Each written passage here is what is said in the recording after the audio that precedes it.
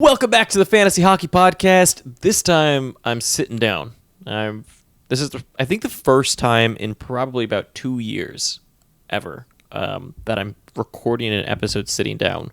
Why I'm doing that this time, I don't know. I don't have a good answer. My legs are just tired today, and I decided, I'll stand up, and then we'll have the midsection shot. Just accidentally promoting Han Dynasty here for anybody who lives in New York. Okay. Han Dynasty is delicious. Han Dynasty There you shirt go. on. Also don't know. note the perfect lighting. When things Perfect look this lighting. good, it means it's foggy in New York. Yeah, fun fact. People think that I always get this being a kind of amateur photographer on the side too. People always talk about fog. They get disappointed when it's foggy and we're gonna go do shoots or whatever. And I get super excited because and cloudiness is the best time to shoot with natural lighting because the lighting is all even. I do like golden hour too. But side note, random week preview. Who knew? This is not 10 takes, so let's get back to hockey. So I don't have any grammar schools this week. I do think that remember we were talking about Quokkanen. I think we were corrected that it was Yane or Jan. I did not see any correction, so if we Okay. were corrected, I know it's on not you. John. So I thought it was Jan or Yan or maybe Jan. John. Oh, maybe John. we maybe need to go back to this. I don't remember exactly, but anyways, there's that. So how about the week preview? Do you have anything for us there? I actually don't this time. I don't really. Yeah. I feel like we kind of went over a lot of stuff on 10 takes. I feel like week preview, Yeah. honestly, in general, is starting to be a little bit redundant of 10 takes. It is. So we'll see how that It goes is. going forward. Yeah. Or week review, What rather. isn't what isn't redundant is the injury report because there seems to be new people all the time and there's a lot of big names this week. So take us into the injury report. Sure. We've got Antti Ranta week to week with lower body injury in typical Ranta fashion. Like, yeah, who's surprised? I feel like people talk about Malkin and Letang and all this like constantly, but Ranta he must be just about the best goalie to never play a full season. Pretty much. Just, man, he always has good numbers, but you're only going to get him for about 20 games. Brad Marchand has COVID, or rather is on the COVID protocol, I suppose. He is on IR though. Is he? So maybe he actually has it. So I do think he actually has it and will probably be out, 10 days or whatever it is. Yeah. Tuukka Rask is day-to-day with an upper body injury. We've got Jonas Korpisalo day-to-day with a lower body injury. Roope Hintz is... he's just permanently game-time decision. I'm not even making that up. That's like official from the team that he's like just always going to be a game-time decision. I don't know for how long, but he's obviously got a lingering issue that I guess given the standings of the Stars right now, they can't really rest him the way they'd want to considering how effective he's been. So it's one of those situations where the athlete's going to have to give up his body for the sake of the team. Tough luck for Hintz, I guess. Patrick Hornquist is day-to-day with an undisclosed injury, at least as far as NBC Sports Edge. I want to just keep calling it Roto World. I hate that. Anyway, I know. It's confusing. NBC Sports Edge says it's undisclosed. I don't know. I didn't check Twitter to see if there's more information or not, but that's what I know about it. Alexander Barkov is still day-to-day with a lower body injury. Philip Forsberg is day-to-day with an upper body injury. It's a pretty big loss for the Predators, although they did win yesterday. We're recording this on Sunday for a change, so yesterday meaning Saturday. Kasperi Kapanen is week-to-week lower body injury. It's too bad because he was getting on that top power play, which has now opened up to Jared McCann, by the way. So if you're looking for some exposure to that power play one in Pittsburgh, it seems like McCann's going to have it for, well, who knows how long. But there's nobody really waiting in the wind to take it from him at the moment, at least from a skill perspective. Waiting in the wings? I think whatever. Wings. Frederick Anderson is day-to-day with a lower body injury. I think everybody kind of knows this by now. This happened this past weekend. And I think Campbell has been a pretty popular pickup since then, including recommendations from our show. Next up, we've got Kirby Dach returning. So Dach was a stash that a lot of people made that I didn't quite get. If you held him from the beginning of the season, I'm curious why. Except for in very deep leagues, I get that there's hype around him, but I only really understood stashing him once we knew a really firm timeline, and you weren't risking other stash opportunities for him. So once he got within a week or so, then I guess that makes some sense. Anyway, he came back, played 20 minutes, which is exciting, but not on the Kane line. However, he is power play 1, so he's somebody to keep an eye on for sure, especially if they're going to play him 20 minutes a game. Kyler Yamamoto also returned. We had Linus Ullmark return, which is a big relief for Buffalo, who, I mean, it can only help them so much, if I'm honest, but that's a big step up from like Dustin Tokarski or whatever, or even Carter Hutton when he's healthy. Matt Dumba returned. We had Sean Couturier return. Mackenzie Blackwood came back. And then I've got a couple here that I think are going to return within the next day or two, both on Carolina, actually. And that's Vincent Trocheck and Peter Mrazek. Trocheck is skating with contact in practices. You have to imagine he's going to be activated kind of any day now, probably in their next game. Same with Peter Mrazek, who's been doing full practices as well. I have a feeling they haven't activated him because there just hasn't really been that need yet, but it's going to happen soon. And I do think if you're a Nedeljkovic owner, that's bad news for you more than anybody. Although if you're a Reimer owner, well, sorry, first of all. But also, I don't know that's fantastic news for you either, as I think Mrazek is probably going to wind up getting the 1A slot there. And that's it for the injury report. Yeah. And then the only other player that might be coming back is Jonathan Bernier to watch. And you know how much I love Jonathan Bernier. Well, actually, there is one more player that's close to coming back, and that's Alexander Radulov. Oh, him too, yeah. Fairly Although interesting. He also came back and then was injured again. So who knows, where he's at in this whole... The standard Dallas play, turns out. The standard Dallas, comes in and then goes right back out. But yeah, Bernier, the other reason I wanted to bring him up there was he is on the trade market, apparently. And Colorado was keen. That's the favorite location for him to end up at, which is interesting. I think that must mean bad Francouz is not close. That's what's got to mean. And they're going to need him down. They're going to need to rest Grubauer down the stretch here, as there's going to be a lot of games coming up. And I think that... But even, given Grubauer's injury history, they really got to be careful, because if they wind up in the playoffs with an injured Grubauer, they are screwed. For sure. This smells of last season. So acquiring Bernier actually does make quite a bit of sense for them if Francouz is far away from returning. Because I don't think they don't trust their backup. They don't trust what's in the pipeline. So I think acquiring a guy like Bernier would make a lot of sense. He has experience. They traded for what the Buffalo beat writer called the worst goalie he's ever seen. That'll fix everything. Yeah. That'll fix everything for Colorado. They're going to be okay. Jonas Johansson. God. Yeah, okay. No. Anyways, let's move into drop candidates now. My first one here is from the Tampa Bay Lightning, Alex Killorn, one of everyone's favorite streamer targets. He's been doing pretty well on the season. He's on a 55-point pace, but it has kind of fallen off as of late.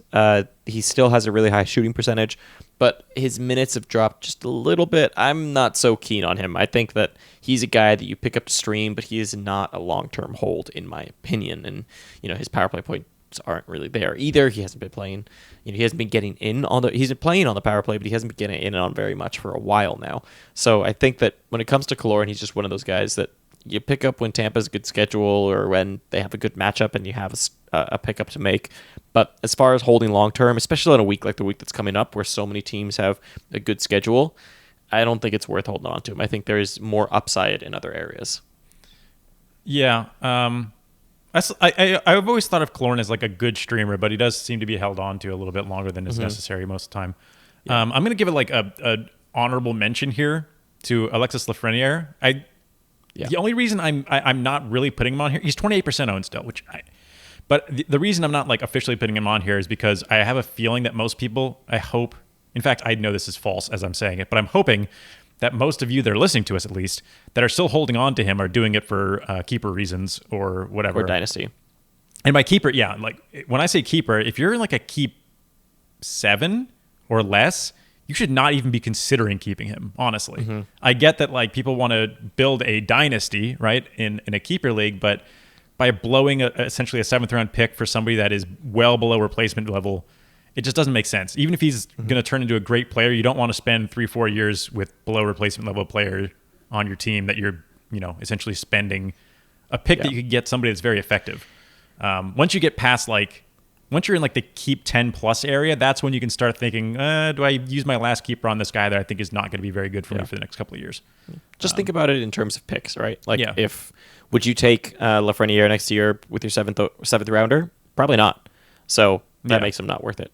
Yeah, I mean, I think about it as you get deeper. I think about it a little bit more for like Yeah, once you get deeper Yeah. past that 7 and stuff, right? But for example, like in a keep 5, like you no. do need to think about it just a little bit like that, right? It's yeah. like, okay, would I The- take the, this person? the shorter with the my fifth keeper, the rounder? less you want to be like basing decisions on futures in a way. Yep, exactly. And I feel like keep 10 plus is where I start being like, okay, I can survive with this guy essentially dragging my team down until he gets better. But I wouldn't do that anything short of that. Anyway, my first official one, I'm pretty sure you had last week, but needs to be mentioned again, is Taylor Hall, left wing, 69%. People are getting the message. He's getting dropped now. But yeah.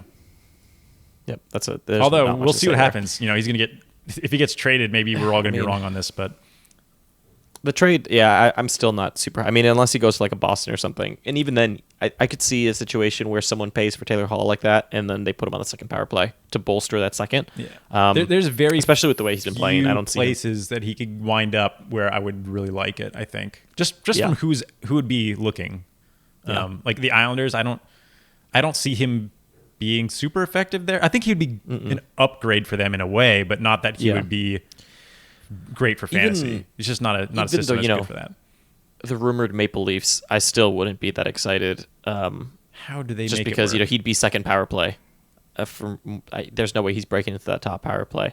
I don't think. Well, they he's- split the power play back but- up, so they're already doing the split thing Yeah. again, which is bad for everybody, which is honestly. But bad for everybody, so it would still be bad for him regardless. Yep. So, anyways, my next person here is going to be Ilya Sorokin. Sorokin, 49% owned. People are really excited about him. I think everyone's holding on to this hope that he's going to take over the net from Varlamov. I just don't see it happening. I don't think this is the year that Sorokin takes over the net. It's just not the year. But And, keep your eye on him for I next even year.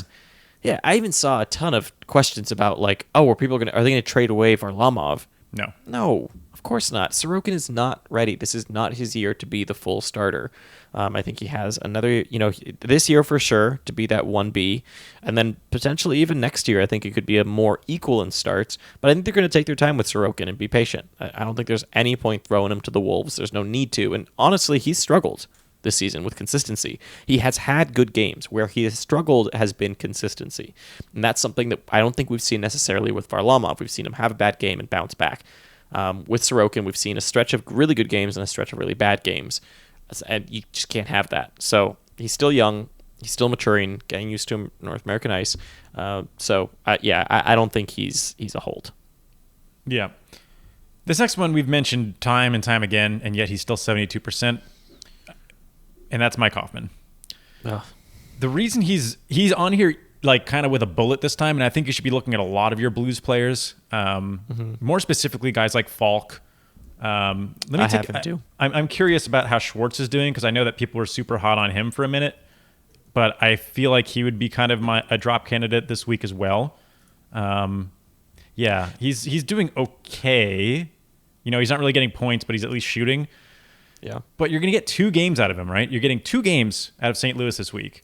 And they're both at the end of the week, which means you can't do any fun stuff like play on Monday and Wednesday and switch them out like you could with some of the players this week. And they play one of their games on the heaviest game night of Saturday. And they're both against Colorado. It's a back-to-back against Colorado. I think they're both away also. It's pretty much the worst possible situation you could draw up for St. Louis next week from a scheduling perspective. So Here's the thing too with St. Louis, I think, and when you look at like Justin Falk and Mike Hoffman and Schwartz and these guys, like regardless of where you're at in the standings right now, yeah, it's a way back. by this point in the season, you are looking for upside, right? Like that's what you want. You're looking for upside plays. And when I look at Schwartz and Falk and Hoffman, I don't see that upside. I don't see where that long-term upside is. And for that, like in that situation, when you have players like that, a streamer is worth it every day of the week over them. Even if someone grabs them, it's okay. And they might have a few good games here and there, sure. But at the end of the day, you come out winning with your streamers. And that's where I think their big drops is. I think people are holding on to this idea that they have this big upside, and I just don't see it. Yep. Okay, my next person here is Timo Meyer from the San Jose Sharks. His minutes have fallen off a cliff. The only thing he's really got going for him is his shots, but the points aren't there either. I just don't I just don't like it anymore. And more than anything, the thing that scares me is those minutes. The fact that he's down in the 13s, 14s now, that's not good. You need him to be higher. He was at almost 17 and a half last year, and now he's down to about 16. Recent times, he's more in 13, 14s. It's not pretty. So I think you can safely drop Timo now. And again, with this caveat that when we get deeper into the season, it's no longer about name value and what their upside is. You've really got to look at players and say, what have they been showing me? What have they been doing? And like I said, you're looking for upside. You're looking for people to take you into the playoffs. You're looking for that long shot gamble to have someone that's going to really perform for you in the playoffs. Or if you're trying to get into the playoffs, you're looking for guys that are going to win you weeks. Timo Meyer's not a guy right now that's going to win you a week. It's just how it is. Can he turn it around? Sure, but right now, leashes need to get a lot shorter. On top of that, you're probably in leagues now where the contention for players is a lot smaller. So the pool of players that are going to be getting picked up is a lot smaller because there's less teams really competing now. So you've got to be smart about it. And guys that are on the fringe, like Timo Meyer, need to get dropped for people with better upsides, in my opinion. Yep. My last one here is Jack Hughes. Kind of similar to the Lafreniere one, but even more pronounced as he's still 41% rostered. Yeah. He's been bad for a long time, and I don't really think it's defensible at this point to continue to roster him in most leagues. Again, like if you're in a deep keeper league, this slightly changes, but there's absolutely no way 41% of the people that are on Yahoo are in deep keeper leagues. It's just not. It's clearly not what's happening. I'm assuming a lot of these are like dead teams that auto picked him or whatever, but. Yeah, I don't. He played. His minutes have been kind of all over the place, playing 14 minutes, then 17 and a half, then 11. Like he's unreliable, and it's not his year, obviously, at this point, I think. Yep. So let's move into long-term targets here. And my first one that I like. So I have two here that I like, and I will say that as the season gets longer, like at the beginning of the season, when you're looking for long-term players, you tend to look at sustainability and really focus on that. When you get a little bit deeper into the season, you start to care a little bit less, right? Because you don't need them to be sustainable over many, many weeks. You just kind of need them to be sustainable over 2-3 weeks for you, and then you can drop them. So when I'm talking about long-term targets now, some of them I'll try to differentiate between ones that are like for the next 2-3 weeks and ones that are for, to me, 2 to 3 weeks is still a long term versus a short term, which is just for this week. And then guys that you want to hold throughout the playoffs. So my first one here is Eli Tolvanen. He's going to be one of those watch for 2 to 3 weeks and see what happens because his shooting percentage is crazy unsustainable over these last few weeks. And his on-ice shooting percentage is even crazier. And on top of that, he has a 100% IPP. And I know it's going to turn into an unsustainable episode, but I just need to warn you that Tolvanen can fall off a cliff, and he's not getting very good minutes. So I know people are really excited about him, rightfully so. He's not even playing the majority of a team's power play during a game. I am not. I like him a lot for these next 2 weeks. I would love to see him get more minutes and see his kind of opportunities and his role in the team increase. But I just don't see that happening over these last 2 weeks when he's been so good. His minutes have actually been dropping versus increasing. So someone I really, really like and I would grab. But like I said, the caveat of you need to have a short leash with him. Yep. My first one is somebody very similar in a way, in that he's very young and kind of, I feel like not necessarily on everybody's radars unless you pay attention to prospects. And somebody we've mentioned quite a bit, and I hinted would be on this during Sit Start Saturday, and that is Jason Robertson. Had him left too. wing, Yep. 19%. Minutes are insane in a good way, finally, for a young player. I feel like usually when you say minutes are insane and the player's like 21 or however old Jason Robertson, he might even be younger than that. He's 21. They've been crazy for a while now. He's playing 20 or more minutes a game typically, which is just insane. And he's been backing up his shots. He hasn't gone more. He's gone 6 games in a row getting 3 or more shots, and that's been pretty consistent for him even before that. As soon as his minutes started to go up, he responded kind of, in line with the rest of his stats, which is exactly what you want to see. I was actually thinking, this is something I didn't mention to Gambia. It's like a shower thought of something a way we could discuss players, probably more in the off season when we're going into the season, of guys to think about what happens if they get increased minutes. Because there's a lot of players like Jason Robertson, like Jakob Brana actually, who look very promising despite only getting 13 minutes a game or whatever it is. And these are the types of players that I'm like, if they get a line shift, if they get a deployment shift, if there's an injury on their team, these are the players that I think are most likely to have a significant increase in production. And Robertson falls right in that. Like you could look at a chart of his production, both from points and from shots, of when he finally got increased minutes. And it's just good to see that, especially when you're talking about a guy that can shoot and is willing to shoot. Hits would be nice. He's not a hitter, but I feel like when you look at peripheral guys, minutes define so much about what they're going to be able to do. Mm-hmm. Absolutely. I think Timo Meyer's a guy that we've talked about before. Connor Garland's a guy like that. And Connor Garland, is another great example. Connor Garland's another one where it's like, we just eye minutes. And that's, I think, like Brandon said, is one of the things that we do the most. And that's why a lot of the things that we look at is on a pace level, right? Because if you look at someone and you say, okay, they're shooting at this much pace with only 12 minutes a game, what would that do if they went up all of a sudden? If they're in a position where they could get more minutes, I'm going to put a little star in my head next to that player for the future. And I think that's a way that Brandon and I identify a lot of players throughout the years, throughout the seasons, of we kind of have this kind of watch on this player for a long time of, okay, as soon as they start getting minutes, we're interested. And that's kind of how we catch them. My next one here is kind of similar to Tolvanen.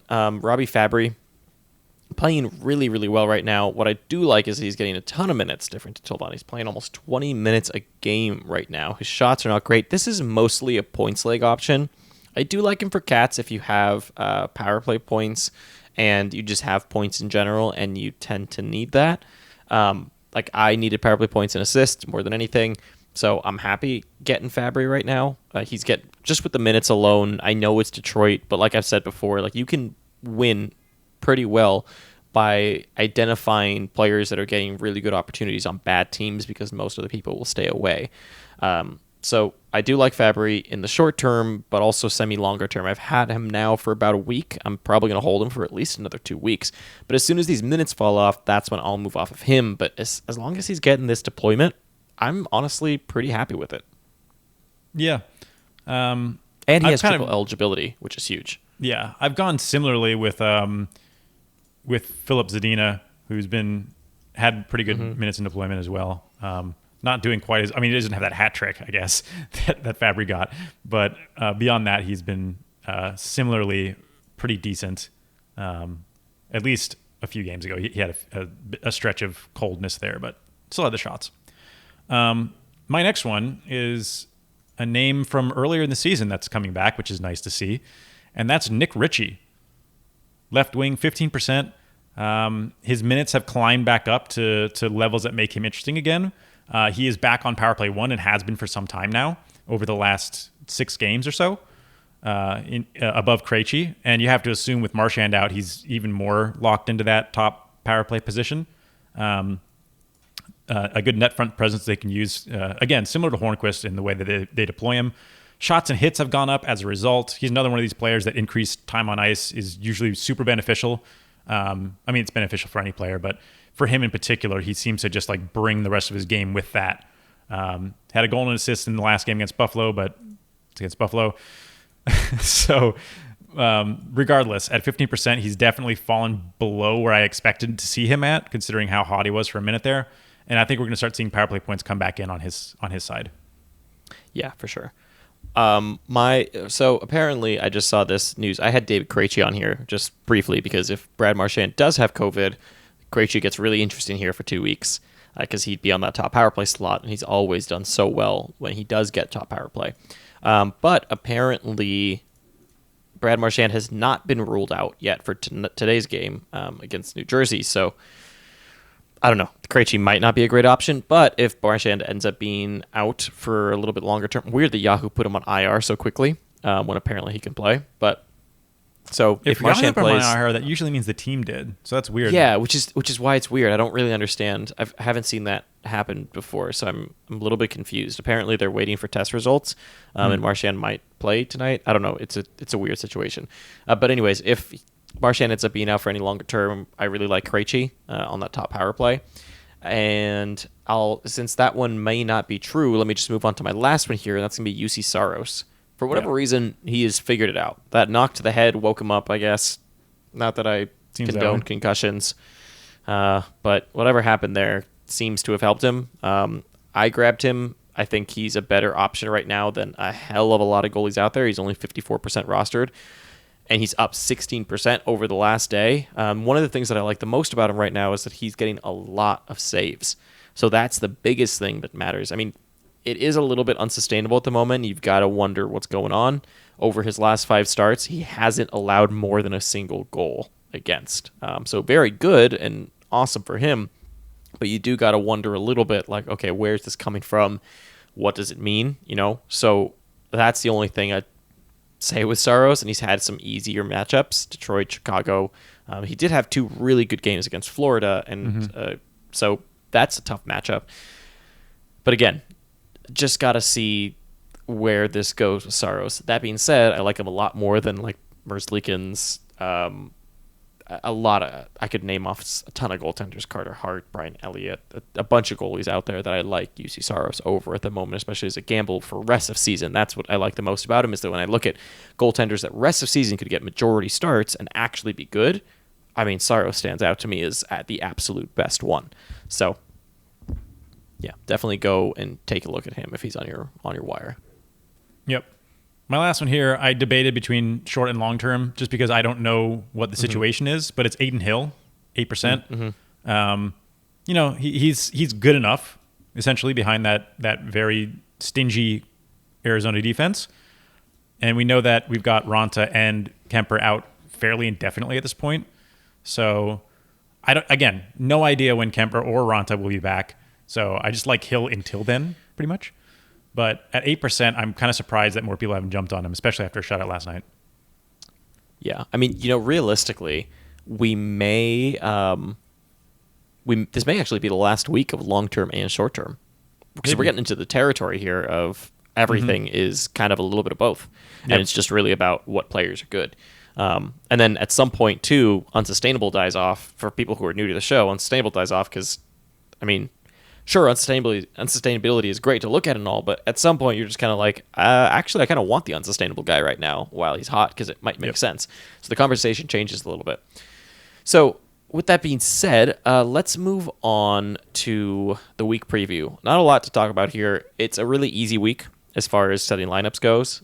So definitely you want to do 2 ways. You want to, on one hand, take advantage of this week, but know that your opponent also is going to need an advantage. So you want to both look at players from the perspective of this week, but also, can you gamble somewhere? This is a great week to gamble on players you like that could be longer-term holds. That's why in the long-term targets, I brought up guys like Tolvanen and Robbie Fabry and Jason Robertson and those guys, because this is a week where you can get away with it. You're not losing out starts. You're not, sacrificing performance elsewhere to hold these guys. So with that said, teams with 2 or less games are going to be St. Louis. As Brandon mentioned already, it's the only team with a terrible schedule. Yep. And then teams that play 3 or more off nights, it's actually pretty much everyone. Yep. This week, there's only 2 on nights. It's Thursday and Saturday. Next week, there are 4 on nights. So definitely pay attention a little bit to who you're picking up and how it could affect you next week. If I were you, I might actually only use 2 or 3 of my ads this week. And save 1 to prep for next week, because I can see a situation where where you pick up all 4, say you have 4 ads, 4 ads a week, and you use all 4 this week, it could leave you in a little bit of a hole next week because there's not as much to take advantage of. So something to think about. And then teams with good matchups, honestly, there's not a lot. I think everyone is pretty balanced this week. A lot of people have 2 easy games, 2 hard games. It seems like a pretty balanced lineup for everybody. The only team that kind of stood out to me was Carolina, who has 2 Detroit and 2 Dallas games. Dallas has been not as stingy as in years past, so that's a good match for Carolina, and then 2 Detroit games. And then Philadelphia has 2 Buffalo games, and the Rangers have 2 Buffalo games, and that's always good. So that's the good. only reason to call them out. And then moving into short-term targets, my first one is actually going to be Kirby Dach. I have one more thing to mention about the schedule real quick. Yes. So we said there's 2 on nights and Thursday and Saturday. Bear in mind, an on night for us just means that more than half of the teams are playing. So there's 8 games or more going on. Thursday only has 9. So there's a very good chance you're not going to have a bench problem. You shouldn't really worry about that too much unless you have looked and you will have one. Saturday, I think, has 11 or 12. So that could be bad, but that's still relatively light for a Saturday. So decent chance that you're not going to have any bench problems this week. So I really think that like start volume matters. And a lot of teams, as mentioned, have 4 games. So if you can just, move your St. Louis players, right, to somebody that's going to get you 4 starts, especially if they can get 3 early, Monday, Wednesday, Friday or something, and then swap for a Saturday, Sunday, maybe back to your blue, then you can really maximize some starts. There's some smart moves to make this week. So my first one is going to be Kirby Dach, actually, as a short-term target. Yeah. Because you can't afford to do that this week. And he got 20 minutes last game. I will say that, in my opinion, Kirby Dach is much more of a points play than a Cats play. In Cats, I don't really care. In points, he can be very, very interesting. He got 20 minutes last night, only had a shot on goal.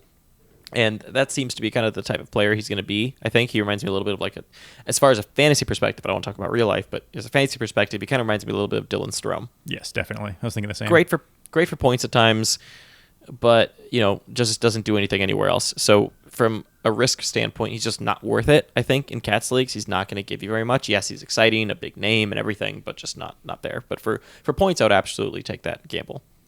Yeah, I based at least one of my suggestions off nights to an extent, assuming for some reason that Thursday and Saturday are bad for you. So my first suggestion is one that I like kind of regardless, actually, and that's Paul Stastny. Center left wing, 27%. Still top line, top power play. Kind of varies his point production, but he's got as good a deployment as you can get. And then they have a bit of a home stint. They have an away game at Calgary and then 2 home games against Toronto and 1 against Vancouver. But this being the North Division, doesn't really matter who you play against. There are goals to be found. So I like Stastny this week. Yep. My next one is Noah Hanifin from the Calgary Flames. The Flames are in a little bit of they're kind of in trouble right now. And that's not great for almost everybody, except Noah Hanifin is the only one who seems to continue to benefit from this. He's still top power play. He's not, actually. Oh, is he not anymore? Yeah, he lost it on the last game. I had him in short term, and then I looked to see where he was deployed last game. Was not top power play. Giordano has it now. So I was like... So I guess pay attention to see what happens. If he can get it back, that's great. It's he's actually only 5% rostered. It sucks because he was increased. His minutes have increased as a whole, but it does look like you said last game, he was pushed down to that second power play. So that's not great. So definitely pay attention to that and see what happens. But so maybe not Noah Hanifin, but he is interesting if he were playing on that top power play, which he's not, and now I'm a little sad about it, but that's okay. So who is your next person? My next one is also on the Jets in Josh Morrissey. Defense 49%. He's still one of the only sub 50% top power play deployment guys you can find. And for Cats leagues, he's been up and down, but pretty good lately, getting shots, hits, and blocks. So while his points may not be there sometimes, usually he chips on peripherals, but he's also a little bit inconsistent there. I'm hoping for the best. I have him in a couple of leagues. I'm planning to hang on to him and just see what happens over this week. He could turn into a long-term hold for sure, depending on what your league values. So. Yeah. My last one here is going to be from the Devils, who we talked about on the weekend preview as well, is Janne Kuokkanen. Kuokkanen. We'll get that one. Kuokkanen. Okay. I do like him quite a bit. He's still playing top line, top power play for the New Jersey Devils. Could be an interesting longer-term hold, actually, depending on what happens. Although the Devils have done this to us before, right? You see Jack Hughes getting top-line deployment and else. Everything's been shifting so much. So I don't want to put him in long-term targets yet just because the Devils seem to shift things around a lot at times. And you don't, PK Subban's up there. Then it's Ty Smith. And you just don't know really who's going to stick. So have him for now, but really pay attention to those Devils lines because you can't afford to have Kuokkanen on the, second or third line, really. Yep. My next one is basically the Kings players again, kind of your standard issue streamers over there. I follow Kempe, Carter, any of those guys. Works out pretty well. They don't have the easiest lineup with 2 away games at Vegas, but then they do have 2 games against the Sharks, and they have 4 games next week, including 2 off nights. So could turn into somebody you could just hang on to and kind of continue to get additional starts out of, if necessary. And yeah, so I think they make for decent additions. Just safe, high floor guys, Nice. pretty much. There you go. I like it. Did you say you were done? I've got 2 more. Yep, that's it. So you Okay. can take your last ones. My next one is Kevin LeBanc, who's been getting top power play deployment. He's been up and down from the points perspective. Does have a couple games against the Kings later next week, rather. And does play 3 of those early off nights. So you can take him Monday, Wednesday, Friday, and then either play him Saturday or swap him for a Saturday, Sunday type player, or prepare for next week with one of those Sunday swaps. And then he's 15%, by the way, and left wing, right wing. And my last one here is, this is a bit of a stretch, is Wayne Simmons, who is playing on the Nylander-Tavares line, although his minutes have been pretty inconsistent. He hasn't really played as like himself yet, but he's also on that top power play. Again, it's more of a 1A, 1B situation these days, but we saw him find some success early in the season there. And, you know you're going to, even if he hasn't been showing it yet, you're going to get those hits and PIMs from him. And at 7%, like, he's a decent risk that can be taken with some okay upside. More of a Cats League play, of course, not really a Points League play. Mm-hmm. There you go. There you go. That is your week. That's a week 11 preview. We are getting towards the finish line here. Things will shift and change quickly. I hope most of you listening are towards the top of the table, or at least making the playoffs. Makes it much more exciting. Actually, kind of maybe let us know where you're at. I'm always curious to see how our listeners are doing. Yeah, I just made some big trades in my keeper. Definitely in win now mode. So we're getting towards the finish line here, and it's exciting. So we will catch you for Unsustainable on Wednesday. Thank you for listening. Yep. Thanks for listening.